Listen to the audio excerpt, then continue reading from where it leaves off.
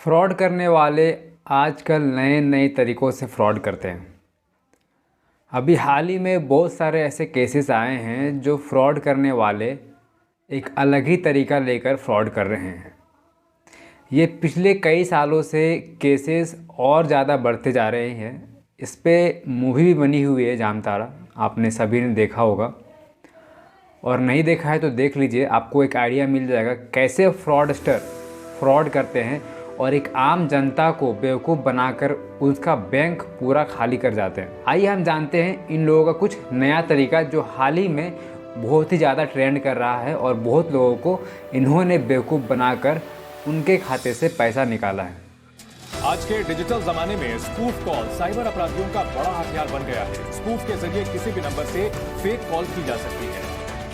Delhi police ने blackmailing और ठगी करने वाले अंतर्राष्ट्रीय गिरोह का पर्दाफाश किया है। एक बड़ी खबर है। कहाँ से कॉल की है? जी, आपको ये फोन पे ऑफिस से कॉल किया गया है सर। हाँ बताइए। ये फोन पे यूपीआई जो ऐप। मेरे दोस्त का एक सैलून है, उसको कॉल आता है एक आर्मी ऑफिसर के नंबर से। वो एक लेडी होती है। उन्होंने कहा कि मैं एक आर्मी कैंप से कॉल कर रही हूँ और यहाँ पर 50 लोगों का बाल काटना है, आपका चार्ज कितना होगा। मेरे दोस्त ने उसको अपना चार्ज बताया, सब कुछ ठीक जा रहा था। फिर मेरे दोस्त ने मुझे बताया कि ऐसा ऐसा बात है, तो वो मेरा आधार कार्ड मांग रहे हैं आईडी बनाने के लिए, क्योंकि कैंप में बिना आईडी के किसी के पास एंट्री नहीं होता। तो मेरे और मेरे स्टाफ का आईडी बनाने के लिए आधार कार्ड मांग रहे हैं। तो मुझे लगा कि हो सकता है बहुत सारा नियर बाय में कैंप है आर्मी का, हो सकता है वहाँ से काम आया हो, वहाँ पे 50 लोगों का बाल काटना हो। मैंने कहा दे दो भाई, आईडी बन जाएगा तुम्हारा, तो तुम एंट्री कर सकते हो ताकि तुम अपना काम निकाल सकते हो। तो मेरे दोस्त ने उसको व्हाट्सएप में आधार कार्ड भेज दिया, खुद का भी और अपने स्टाफ का भी, चार्ज भी बता दिया और पेमेंट मोड भी बता दिया। मैं घर आ गया।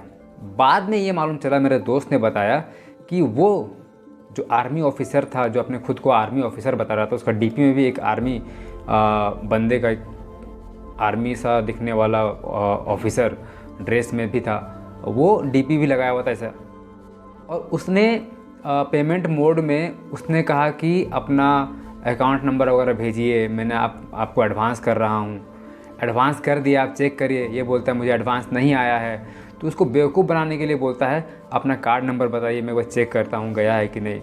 वैसा वैसा करके इसको ट्रिक में फंसा कर इससे कार्ड नंबर, उनका पिन जानने का बहुत कोशिश किया, लेकिन मेरा दोस्त उस पर नहीं पड़ा तो बच गया।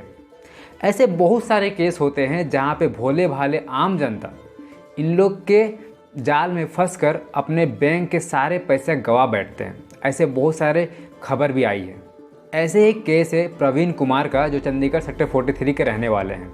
उन्होंने एडवर्टीज़मेंट डाला था ऑनलाइन कि किसी को रेंट पे घर चाहिए तो मेरा घर ले सकते हैं। तभी उधर से कॉल आता है फ्रॉडस्टर का, एक आर्मी ऑफिसर के रूप में, यानी कि वो अपने आप को आर्मी ऑफिसर बता रहा है। कॉल आता है, कहते हैं कि मुझे रेंट पे चाहिए, अपना सारा पेमेंट मोड बताइए। तो उस बंदे ने, यानी कि प्रवीण कुमार ने अपना पेमेंट मोड बताया, QR कोड बताया, सेम वे सेम तरीका उसने फिर से फॉलो किया। पेमेंट मैंने कर दिया एडवांस, आप चेक करिए, और मैं फ़िज़िकली मिल नहीं सकता, मैं काफ़ी दूर रहता हूँ, इसी के लिए मैं ऑनलाइन पेमेंट आपको कर रहा हूँ ताकि आपका जो हाउस है मैं उसको बुक कर लूँ एडवांस देकर। बंदा बोलता है कि मेरे पास पेमेंट नहीं आया। फिर उसको फंसाने का प्रयास करता है कि आप प्लीज़ अपना कार्ड नंबर ये वो बताइए। ये लोग का कहानी इतना रियल होता है कि कोई भी आम जनता, जो भोला जनता होता है ना, भोली सी मतलब शरीफ लोग, फंस जाते हैं। उसने कहा कि मेरा ट्रांसफ़र चंडीगढ़ में हुआ, मुझे घर चाहिए, तो रहने के लिए आपका घर मुझे अच्छा लगा, मैं यहाँ पे आपका एडवर्टीज़मेंट देखा तभी मैंने आपको कॉल किया, आप बताइए पेमेंट मोड क्या है, मैं आपको एडवांस कर रहा हूँ। तो ये करके उसको अपने जाल में फंसाकर उसने जब पेमेंट मोड बताया, अपने अकाउंट नंबर बताया, तो एडवांस क्या करेगा, उसी के पैसे, उसी के बैंक से उसी का पैसा निकाल लिया। इसके बाद प्रवीण कुमार ने नज़दीकी थाने में अपना कंप्लेन दर्ज कराया और ये चीज़ बाहर निकल कर आया।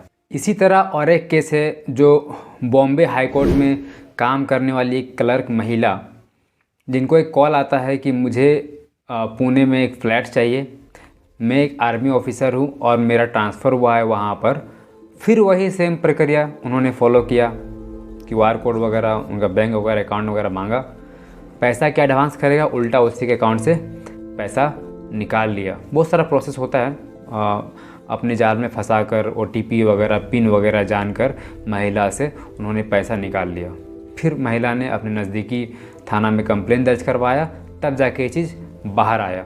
इससे ये मालूम चलता है कि आजकल कोई भी ऑनलाइन कॉल आता है, कोई भी चाहे व्हाट्सएप में कॉल आए या फिर डायरेक्ट आपको कॉल आए और ये चीज़ डिमांड करे कि मैं आपको पेमेंट करने वाला हूँ या एडवांस करने वाला हूँ, बिना जाने बूझे कोई भी तरह का पेमेंट ना एक्सेप्ट करे, ना डिटेल्स शेयर करे। आजकल के फ्रॉडस्टर क्या करते हैं कि अगर आप कोई तरह का एडवर्टीजमेंट दिए हो ऑनलाइन, चाहे OLX पे दिया हो आपने, चाहे आपने जस्ट डायल पर दिया हो, तो वहाँ से नंबर निकालते हैं और कॉल करते हैं आपको एज ए कस्टमर बनकर, ताकि आपको पता ना चले।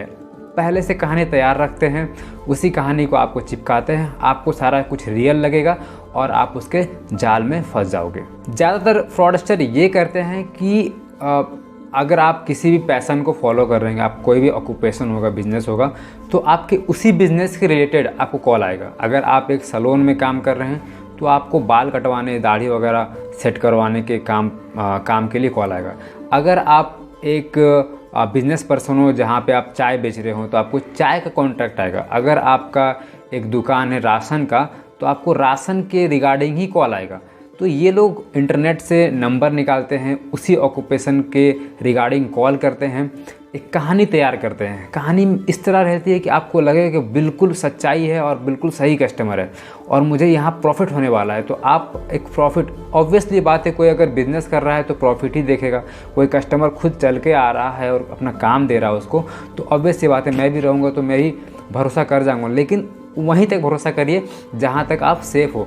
जब आपको ज़्यादा ही अकाउंट नंबर मांगने लगे, OTP मांगने लगे, ATM का पिन मांगने लगे, ATM का नंबर मांगने लगे, तो आप अलर्ट हो जाइए कि ये ज़रूर कोई फ्रॉड कर रहा है। क्योंकि पेमेंट लेने के लिए सिर्फ मुझे अकाउंट नंबर का ज़रूरत होता है और मैक्सिमम IFSC कोड का ज़रूरत होता है। अगर आप UPI से पेमेंट ले रहे हैं कस्टमर से तो बस अपना UPI नंबर दे दीजिए या फिर UPI ID दे दीजिए या फिर QR कोड दे दीजिए, वहाँ तक आप पेमेंट आराम से ले सकते हैं। लेकिन अगर कोई फ्रॉडस्टर आपसे ये डिमांड कर रहा है कि नहीं, मुझे आप बैंक डिटेल्स भी दीजिए, अपना पिन दीजिए, मैंने आपको पैसा भेज दिया है, देखिए गया है, आप बोल रहे नहीं गया है, नहीं आया है मेरे पास, और फिर आपसे पिन का डिमांड कर रहा है, ATM नंबर डिमांड कर रहा है, तो आप वहाँ पे अलर्ट हो जाइए कि आपके साथ धोखाधड़ी होने वाला है। तो आज का मेरा वीडियो यही था, अवेयरनेस फैलाने के लिए, क्योंकि कुछ दिन पहले मेरे दोस्त के साथ ये हुआ। लेकिन आप बिल्कुल सतर्क रहें, इस तरह कोई भी कॉल आए आपके साथ या आपके पास तो आप प्लीज़ अवेयर हो जाएं। मैक्सिमम अपना बैंक डिटेल शेयर कर दें, UPI ID नंबर शेयर कर दें, QR कोड शेयर कर दें। पेमेंट लेने के लिए इतना काफ़ी होता है। ATM नंबर शेयर करना, OTP शेयर करना, पिन शेयर करना बिल्कुल भी ज़रूरी नहीं है। तो हमेशा सतर्क रहें।